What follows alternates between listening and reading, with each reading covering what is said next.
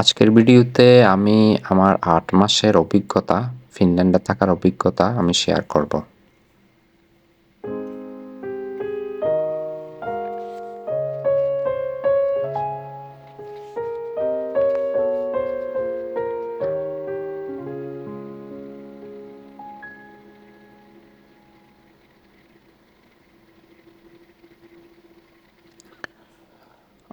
২০২৪ সালের মার্চ মাসের ১ম-এ আমি ফিনল্যান্ডে আসি।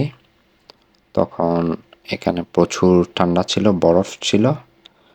তো এই যে ৮ মাস আমি এখানে কাটালাম, এই ৮ মাসের কিছু পজিটিভ এবং নেগেটিভ বিষয় আজকের এই ভিডিওতে আমি শেয়ার করব।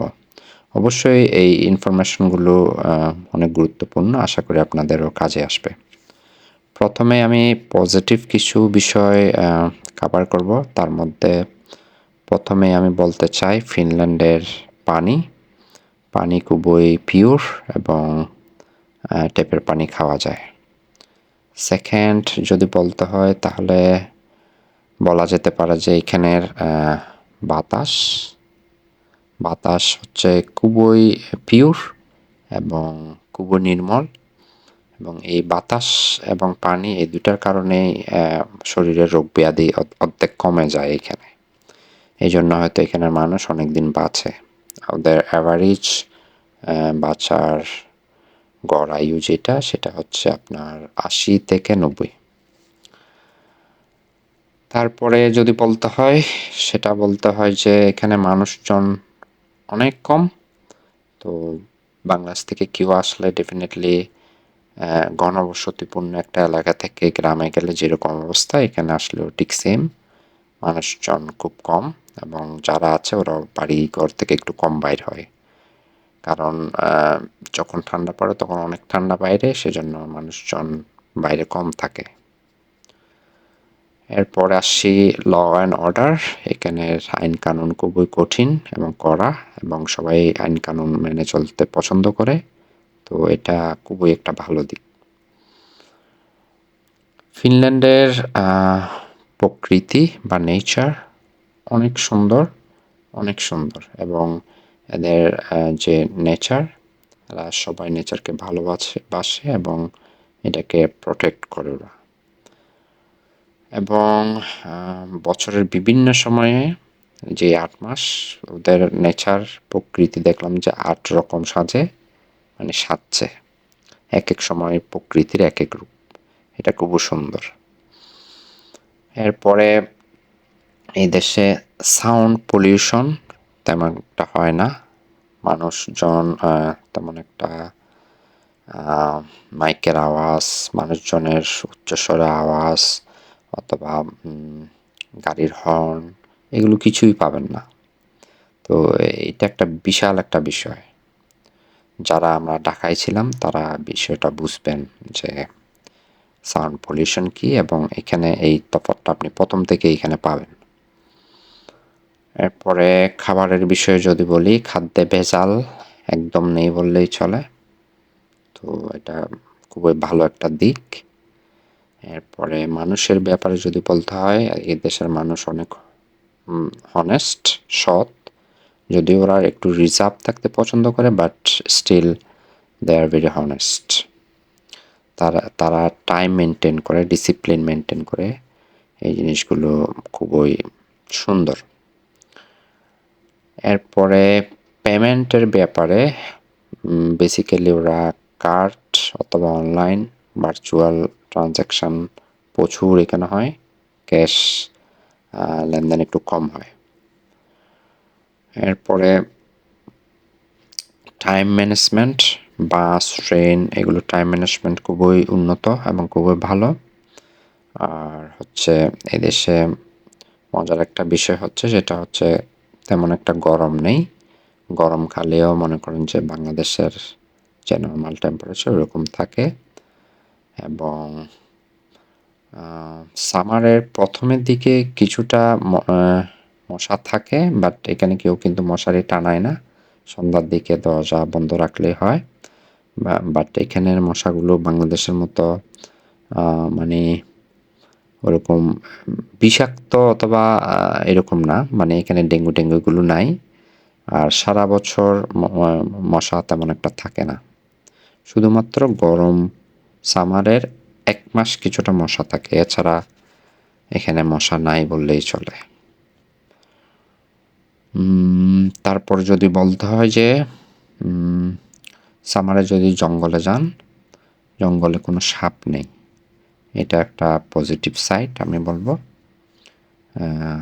তারপরে সাপের কোনো ভয় নেই জঙ্গলে, এবং এই দেশের মানুষ সকাল বিকাল সন্ধ্যায় জঙ্গলের মধ্যে দৌড়াতে যায়, এটা একটা খুবই সুন্দর দিক।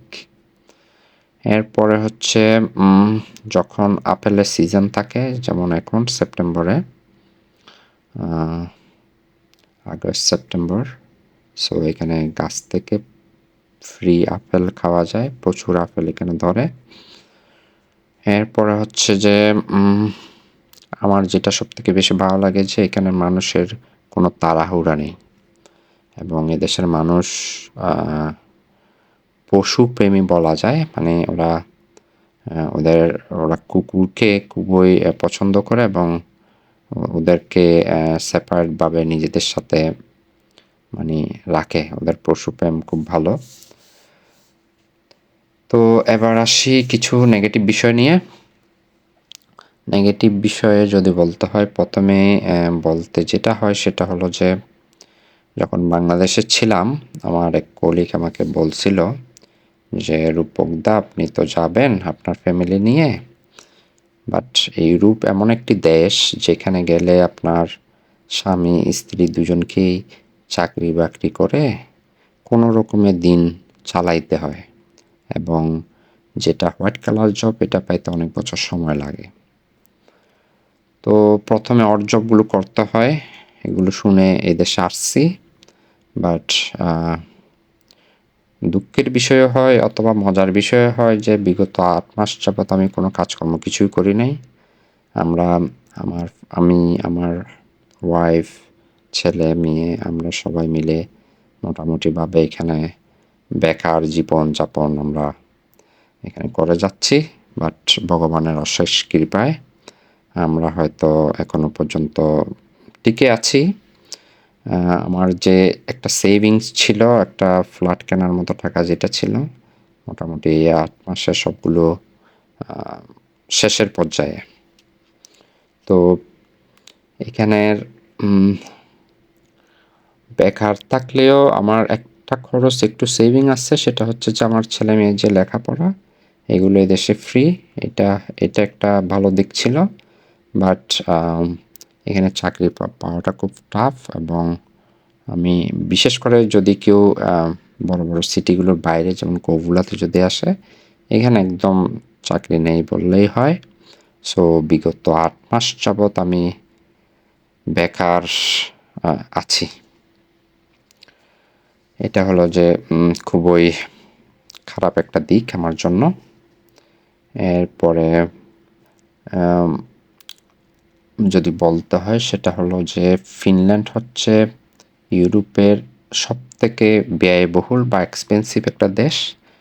এখানে ডিমের দাম, তেলের দাম, নুনের দাম, সব কিছুর দামে এখানে বেশি।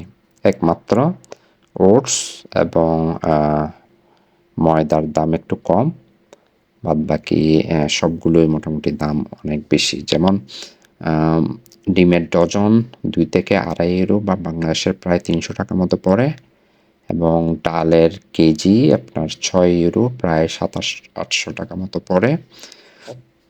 তারপরে হলো যে এখানে মরিচ গুঁড়া যেগুলো বিক্রি করে, এটা হলো 56 ইউরো বা 5-6 হাজার টাকা পড়ে মরিচের গুঁড়া।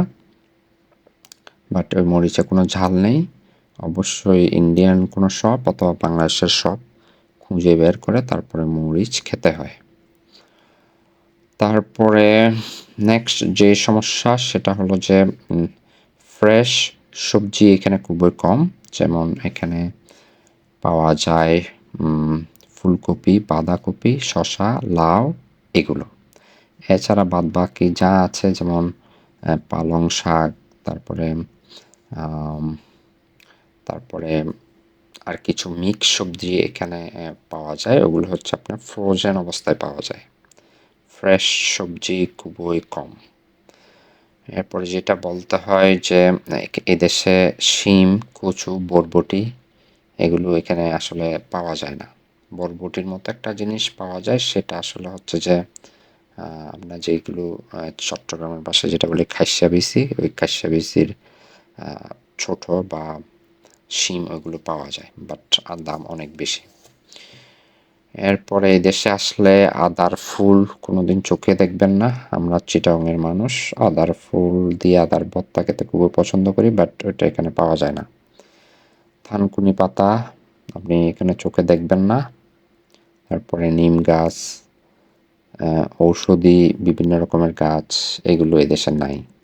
এবং মাছের যে বিভিন্ন ভ্যারাইটি বাংলাদেশে যেরকম পাওয়া যায় ওরকম পাওয়া এখানে যায় না, এবং সবগুলোই মোটামুটি ফ্রোজেন কিনতে হয়। এখানে ফ্রেশ মাছ তেমন একটা পাওয়া যায় না। আগুরাতে যেভাবে প্রসেস করে মাছ মাংস রাখা হয় ঠিক কিছুটা ওই টাইপের এখানে পাওয়া যায়। এবং আরও একটি পজিটিভ দিক যদি বলতে, নেগেটিভ অথবা পজিটিভ দিক যদি বলতে হয়, এখানের গাছগুলো সবগুলো দেখবেন যে সোজা সোজা, মানুষ যেমন সোজা, গাছগুলো সোজা জঙ্গলের মধ্যে। তো অনাবারিস এই আর কি। এবং যদি কেউ বি পারমিট আসে তাদের জন্য খুবই বড় দুঃসংবাদ হচ্ছে যে তারা এখানে পুলিশ কার্ড করতে পারে না, কেলা কার্ড করতে পারে না, এবং তাদেরকে ইভেন স্টুডেন্ট আইডি কার্ডও দেয়া হয় না, এবং ওদেরকে এখানে ট্যুরিস্ট হিসেবে বেসিক্যালি গণ্য করা হয়। তো এই কিছু বিষয়গুলো ছিল খুবই ভয়াবহ, এবং আশা করি এই ভিডিওটা আপনাদের কাজে আসবে। এবং যারা 1 বছরের কোনো কোর্স আসবেন তাদের মনে রাখতে হবে যে তারা বি পারমিট পাবে, তাদেরকে পারমিট দেয়া হয় না। নর্মালি ইন কেস যদি কেউ 2 বছরের কোনো কোর্স যেমন মাস্টার্স অথবা তার অধিক যদি কেউ ব্যাচেলার করতে আসে, সেক্ষেত্রে ওরা পারমিট হয়তো পায়, এবং সেক্ষেত্রে পুলিশ কার্ড, কেলা কার্ড, স্টুডেন্ট কার্ড এগুলোর ব্যাপারে কোনো প্রবলেম ওদের হয় না। এটা তাদের জন্য একটা পজিটিভ দিক। বাট যারা বি পারমিট আসে তাদের জন্য ডেঞ্জারাস একটি বিষয়, যেমন আমার ক্ষেত্রে আমরা আসছি বি পারমিটে। সো ফাইনালি এক্সপেন্সিভ একটি দেশে বিগত 8 মাস যাবৎ আমি বেকার ছিলাম, অথবা এভাবেও বলা যায় যে আমি লেখাপড়ায় খুবই মনোযোগী ছিলাম, এবং আমার স্কুলের ইউনিভার্সিটির যে প্রেজেন্ট পার্সেন্টেজ ওটা প্রায় 100% আমি মেনটেন করছি। বাট আমাদের সাথে যারা আসছে অধিকাংশই ওদের ক্লাসে যে উপস্থিতি ওটা তেমন একটা ভালো না, কারণ তারা পার্ট টাইম বিভিন্ন রকমের জব ওরা ছিল, ওইভাবে ওরা মেনটেন করছে আর কি। তো যাই হোক, আশা করি এই ভিডিওটা যদি আপনাদের কোনো উপকারে আসে তাহলে ভিডিওটা করা সার্থক হবে। Thank you for watching, have a good day.